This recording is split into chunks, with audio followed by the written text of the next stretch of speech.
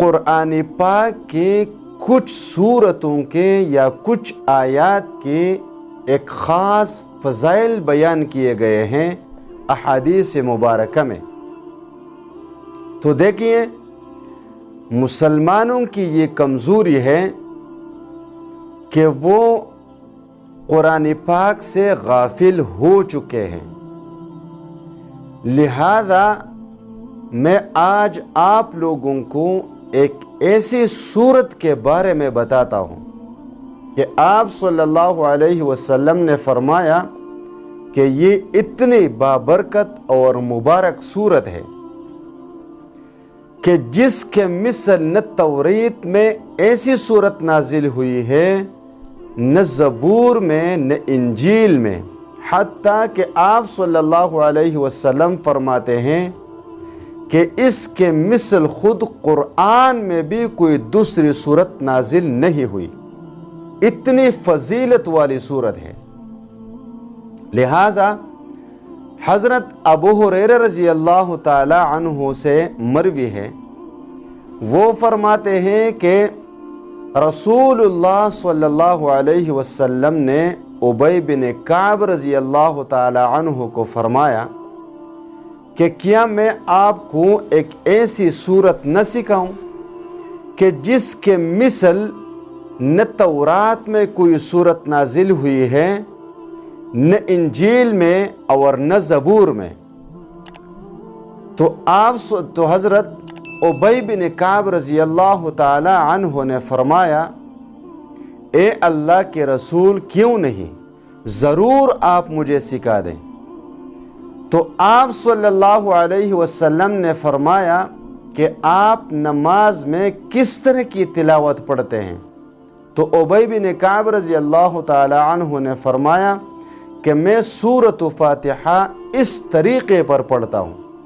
تو آپ صلی اللہ علیہ وسلم نے فرمایا، اس اللہ کی قسم جس کے قبضہ میں میری جان ہے کہ اس صورت یعنی سورۃ الفاتحہ کے مثل صورت نہ تورات میں نازل ہوئی، نہ زبور میں نازل ہوئی، نہ انجیل میں نازل ہوئی، نہ خود قرآن پاک میں کوئی دوسری صورت نازل ہوئی۔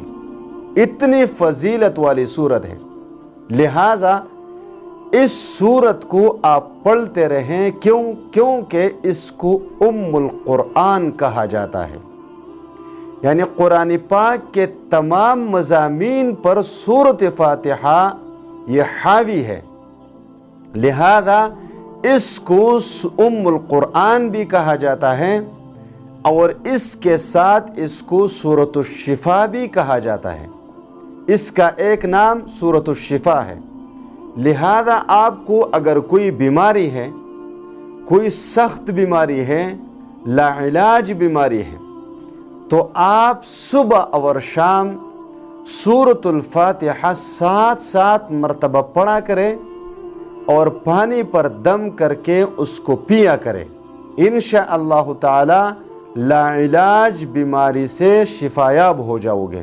اگر کوئی چیز آپ کو کاٹتا ہے، مثال کے طور پر کتا ہے، وہ باولا ہے یا عام کتا ہے یا سانپ ہے یا بچھو ہے یا جو ہے نا مکھی ہے، جو بھی ہے، آپ نے اس طرح کرنا ہے کہ اس کو پڑھیں، 7 مرتبہ پڑھیں اور پھر اس پر پھونکے، انشاءاللہ تعالی اس موذی جانور کے زہر اسی وقت ختم ہو جائیں گے۔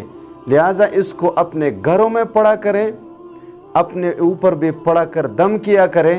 اللہ تبارک و تعالی آپ کو محفوظ فرمائیں گے ہر بلا، ہر بیماری، ہر شر سے، کیونکہ یہ فضیلت والی صورت ہے اور اس کی خاص فضیلت ہے۔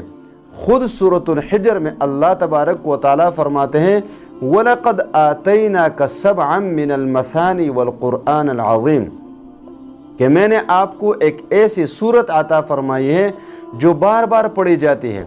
تو اس آیت کریمہ میں 7 مثانی القرآن سے مراد یہی سورۃ الفاتحہ ہے، اس وجہ سے کہ ہر نماز کی ہر رکعت میں سورۃ الفاتحہ پڑھنا ضروری ہے، کیونکہ اس کے بغیر جو ہے نا نماز ہوتی نہیں۔